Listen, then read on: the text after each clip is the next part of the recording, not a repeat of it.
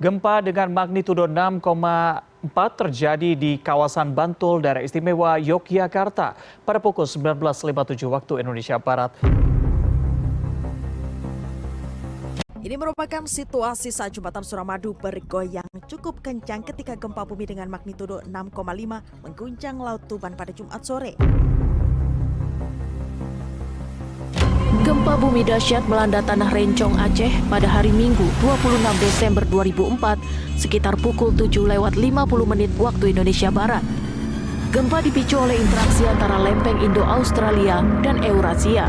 Disebutkan tadi dari 6,4 dan kemudian diperbaiki oleh BMKG menjadi 6,6 skala Richter, maka secara otomatis warga biasanya akan langsung keluar dari rumah dan memilih tempat terbuka untuk mengantisipasi kemungkinan yang terburuk, Reza.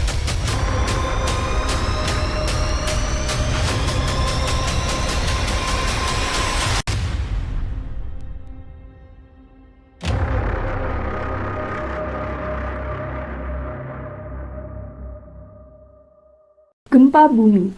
Gempa bumi adalah salah satu fenomena geologi yang paling kuat dan berdampak besar di bumi. Gempa bumi terjadi ketika ada pergerakan atau pelepasan energi di kerak bumi.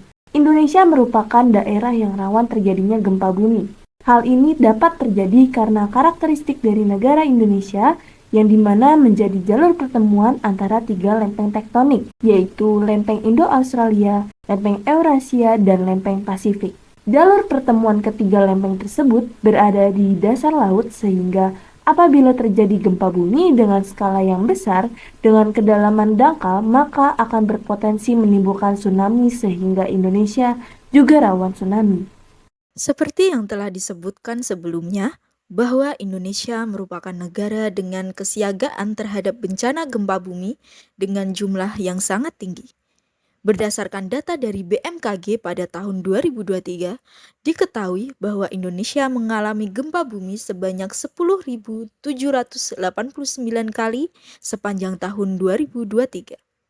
Berada pada kawasan rawan gempa tektonik, pengetahuan masyarakat akan mitigasi kebencanaan harus diperkuat. Minimnya pengetahuan mitigasi bencana akan berdampak fatal saat bencana terjadi. Oleh karena itu, pada video pembelajaran kali ini, kami akan memaparkan sedikit info yang menarik, mulai dari faktor penyebab, dampak, dan bentuk mitigasi yang dapat kita lakukan saat terjadi bencana gempa bumi untuk meminimalisir dampak kerusakan dan kerugian yang terjadi akibat bencana gempa bumi. Gempa bumi disebabkan oleh pergerakan lempeng tektonik yang membentuk kerak bumi. Lempeng-lempeng ini bergerak bersentuhan atau saling menjepit satu sama lain. Gempa bumi dapat disebabkan oleh gerakan subduksi, pergerakan lateral, dan pelepasan tekanan. Gerakan subduksi terjadi ketika satu lempeng turun ke bawah lempeng lainnya, menciptakan tekanan yang kemudian dilepaskan. Pergerakan lateral terjadi ketika dua lempeng bergerak sejajar satu sama lain yang menciptakan gesekan yang menyebabkan gempa bumi. Pelepasan tekanan, batuan di kerak bumi membangun tekanan yang dapat dilepaskan secara tiba-tiba menyebabkan gempa bumi. Berikut merupakan dampak yang dapat ditimbulkan dari adanya bencana gempa bumi. Yang pertama, kerusakan struktural. Gempa bumi dapat merusak bangunan, jembatan, dan infrastruktur, bahkan menyebabkan runtuh. Selanjutnya, hilangnya nyawa dan cedera. Gempa bumi seringkali mengakibatkan hilangnya nyawa dan cedera yang serius. Selanjutnya, dampak ekonomi seperti terhentinya mobilitas penduduk dan terhentinya perkembangan ekonomi di tempat terjadinya bencana karena fokus untuk mengatasi dampak kerugian bencana.